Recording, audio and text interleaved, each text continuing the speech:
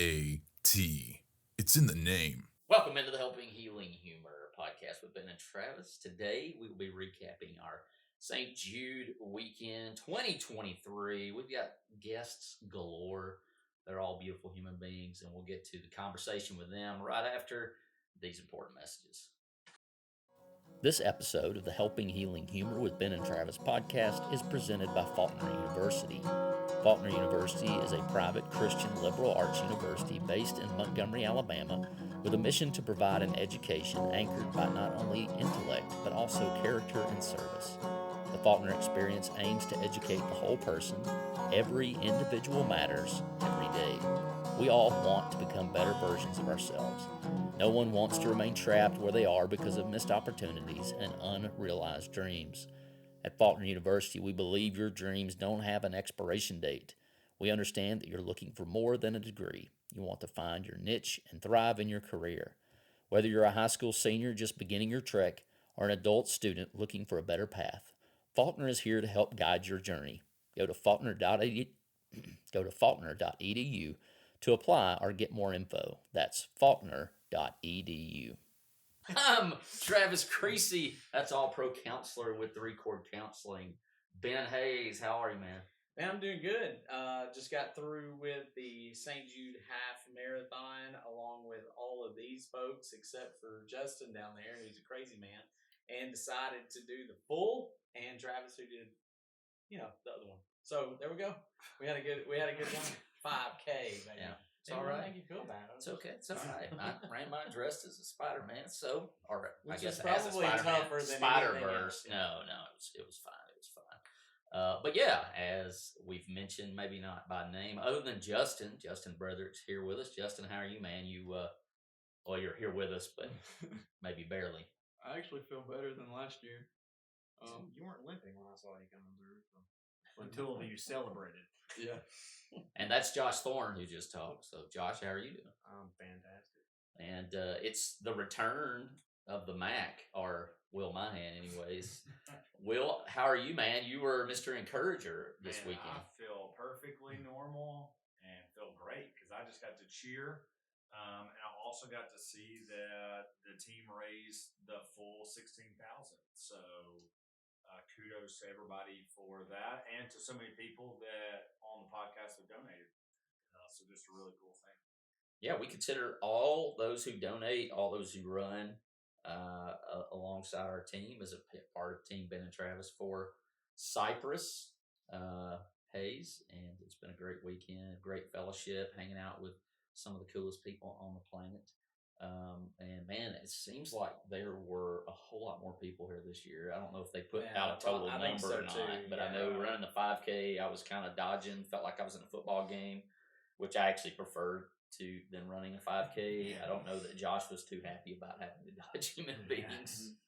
Might have cost him that 5 seconds. Yeah, that's what I'm going to blame the 5 seconds. So the 5 seconds that he spent talking to me. Should have kept going. He was frustrated. So but you probably you beat everybody here, I guess, on time. I don't know. I'm not sure how Justin's weighed out with it, but as far as the half, that was way harder. As far as the half, yeah, he went double the amount, but you got it. You would have got it in under 2 hours had it not been for the weaving that you had to do around. First 8 miles was like being a traffic jam. Nice. But good job. That's awesome. So I started us off this morning at 7 a.m. running the 5K. And then, like I said, Ben and Josh started at We started at 8. Of course, Destin did that with me. She is currently sleeping in the room right now. Snoozing. And then the Wyndhams all joined us, and they too are resting at the moment, I think. So we just, we had a great time. That was at 8. And then, of course, Justin started at 8 as well. What was your time? 4 hours and 48 minutes. So moving 7 minutes for 4 faster hours than last year. 4 hours and 48 minutes on the move, 26.2 miles. Incredible. So good job. Good job. So on the road, like I said, I have much less time. I'm done in like 28 minutes, 29 minutes. There are always some interesting things to see, and we may wrap up the episode as we traditionally do with kind of the funnier things that we see. But every year, there's always things that help with motivation.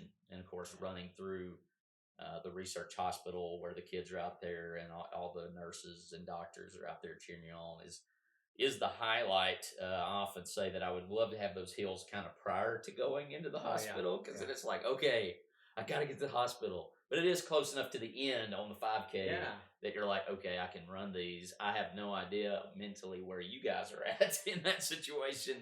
Well, but they I know put it certainly closer helps. to the end this year, which was nice because I think in previous years it was like three. And you're like, holding back tears and staggering your breath because you're trying to catch it from having to deal with all the emotions that you go through, and then you have to make up, the rest of the miles. But it was on 10 this year, I think, and so that kind of gave the extra boost there at the end. I hope they'll keep it there. Yeah, so I guess from mine, and I'll let you guys jump in and give you a second to think, but everybody, not everybody, but you can have another sign. I wasn't able to wear mine about kicking leukemia's behind in honor of because I didn't want to poke holes in my Spider-Man suit. But I know Ben had his on for Cypress, and I remember running up behind this older lady that as I was getting ready to finish, and it said in memory of Brody, and so it's like.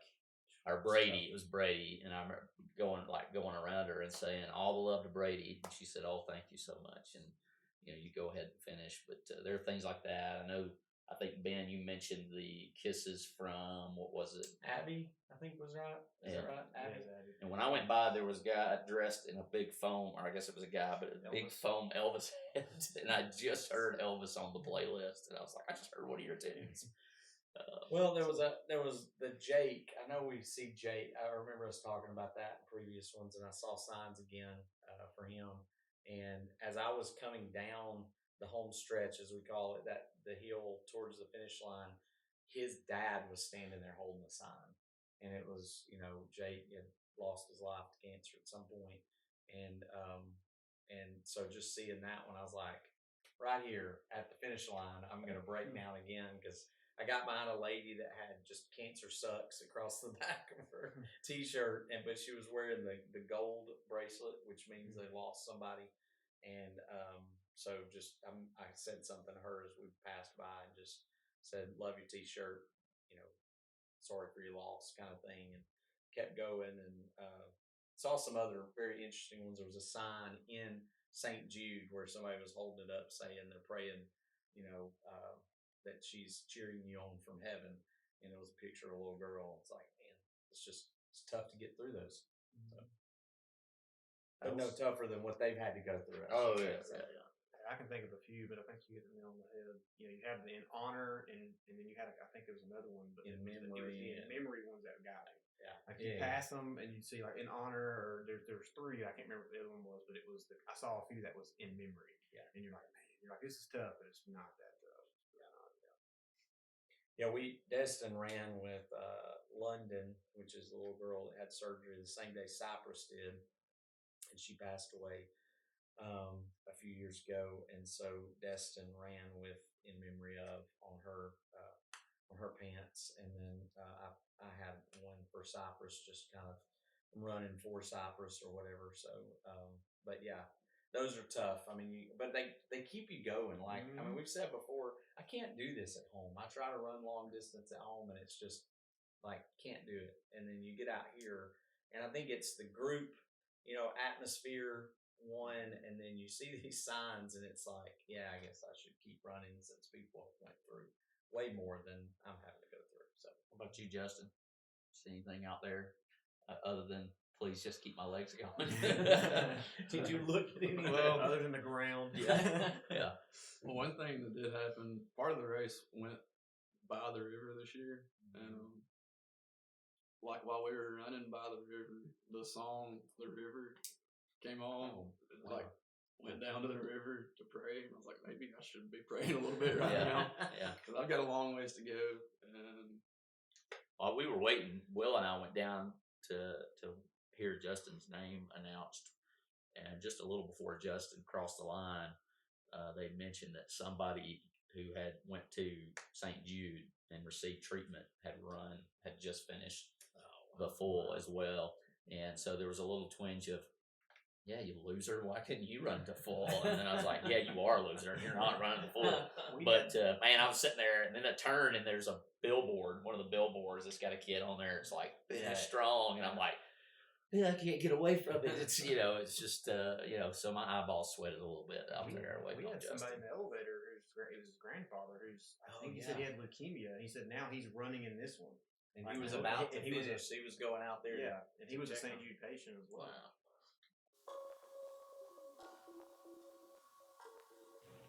This episode of Helping Healing Humor podcast with Ben and Travis is brought to you by Daisy's Place. In 2003, little Daisy was fighting for her life. Each time she went into ICU, Carolyn, her mom, had no place to put her things or rest. Do you have a story like mine? When your loved one is in the hospital, the last thing you need to worry about is a place to rest. Daisy's Place is a free place to stay in Florence, Alabama, while your loved ones need you the most. Daisy's Place needs you. Share your gifts as a volunteer, spread the word, donate, and sponsor to help serve others in their time of need. Go to daisysplace.org. That's DAISYS-PLACE.org.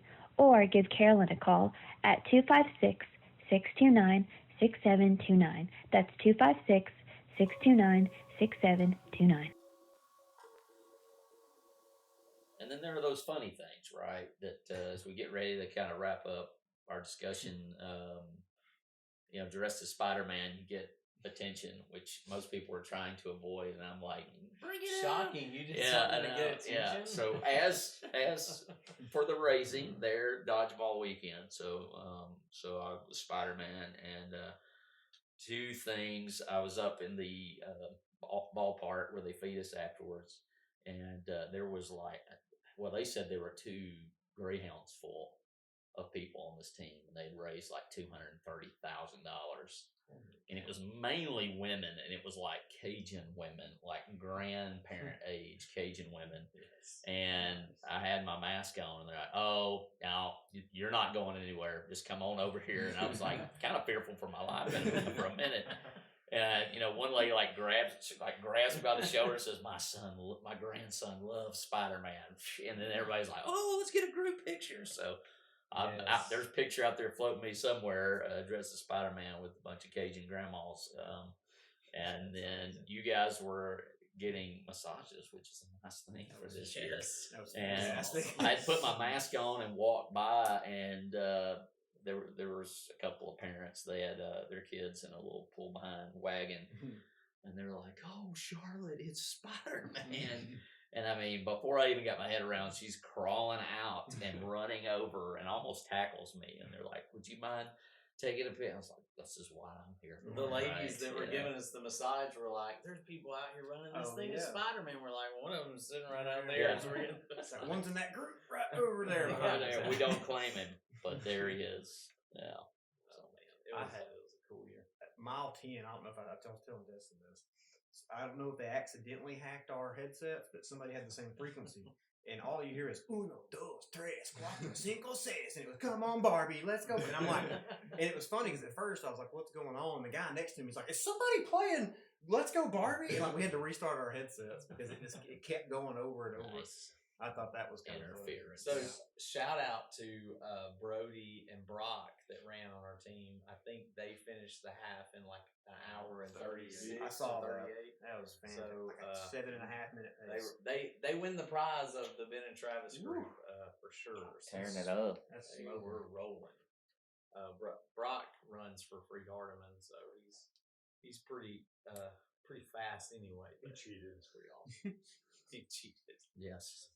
There were a time or two where when we were running down and I could see the other groups coming and there were streets. It was like, no, tempting. We're gonna do the process. I forgot about this. About mile 2, like we just gotten started. There was a guy who was just taking off through a parking lot, and everybody was kind of pointing. Like, I guess he quit.